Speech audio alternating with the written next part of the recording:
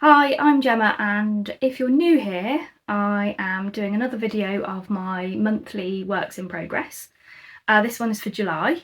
You'll notice there isn't one for June, and that's because I didn't make one. So we'll just skip that bit. Okay, let's get started with some of my whips.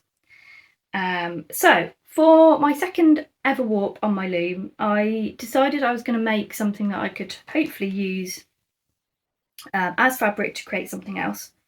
So I decided to make these sort of little panels of different structures. So this is a twill structure, and that what I would do is turn them into journal covers. So this is a sort of journal I want to make. So it's basically sort of two pieces of fabric sewn together. And this one's a fabric collage, but I'm going to use the woven fabric as the cover. And then what I've done is to make a TN style notebook, I've made 3 holes and put eyelets through, which then have been threaded through with elastic, and the books then added, so they're removable. So I want to do the same thing again, or have a go. So for this yellowy kind of fabric, what I did is I did 2 stitch lines on either side and then cut in between them. I think I did 2 on each side of the cut actually. So I do need to sort of work out how I'm going to neaten the edges. They're not actually too bad. And it's, as you'll see with most of my stuff, it's not about super neatness, because I just don't do super neatness. So I made this piece, which is a 2-2 twill using a linen and wool blend, and I think it's really nice, but maybe for the inside.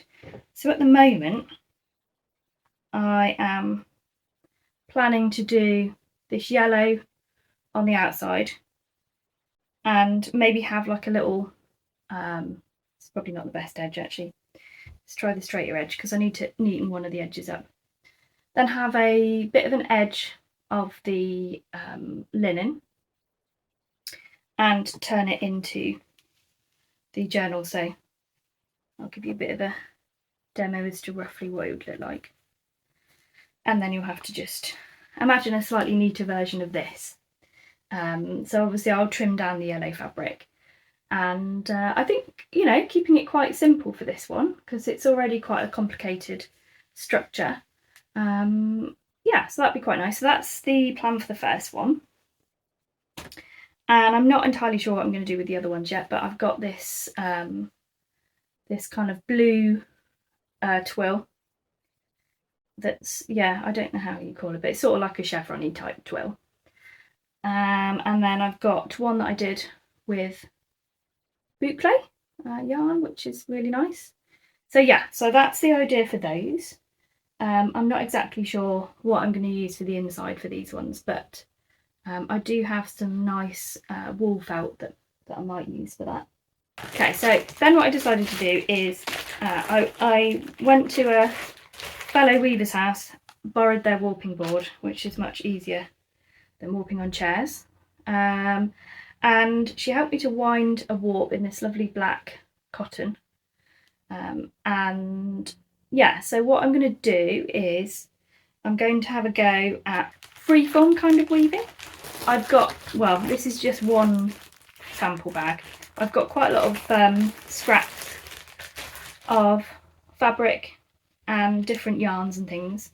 But this is kind of the colour scheme. So these sort of lovely dark turquoisey blues, bits of black, and this sort of I don't know if it's not really a lime green. Yeah, I suppose it's sort of a dark lime green kind of colour. And then I'm going to add sort of pops of bright pink to go with that. So that is my plan. I'm not sure if I've got enough scraps yet. I'd quite like to get a little bit more textured yarn for that first. So I'm not sure that's going to be my next project, but definitely one that I'm going to put on the loom soon. Then I decided I desperately want to have a go at overshot. I thought it'd be too difficult for a beginner, but I've read somewhere that you should just try it. So I've got this lovely super soft cotton, 4-ply cotton from, I don't know how you pronounce it. Is it Yeoman Yarns? So I've got these two, and I've already got this pink. So I think these are really nice colours. So I need to have a think about what warp I'm going to use, whether I want to do like cream or get a black. I'm not sure yet, so I might have to do a bit of research as to what other people use. And I thought these 3 colours also, because they go so lovely together, I might try weaving something where the colours overlap, and see how it turns out really. So I'm not exactly sure what I would use in the warp, whether I'd use one of these 3 colours or something else. But I think Kelly Casanova has a free workshop that's on probably this weekend, I think. So, and that's to do with sort of colours in the warp and weft. So I'm going to look into that and maybe sign up for that. And that might help me to know where to start in terms of how to put these colours together, how to decide on the warp and the weft. I've also seen something to do with colour on the School of Sweet Georgia website, which I'm not a member of at the minute, but I'm thinking of maybe doing a trial or joining up and having a look at that one. Maybe some of the people that watch some of my other videos might be a bit confused as to why it's gone all weaving. I tend to have these sort of random obsessions, and at the moment it's weaving.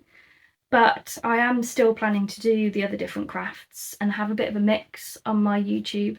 So I'll have the sort of Weaving Adventures series or playlist, and then other playlists that are not specifically weaving.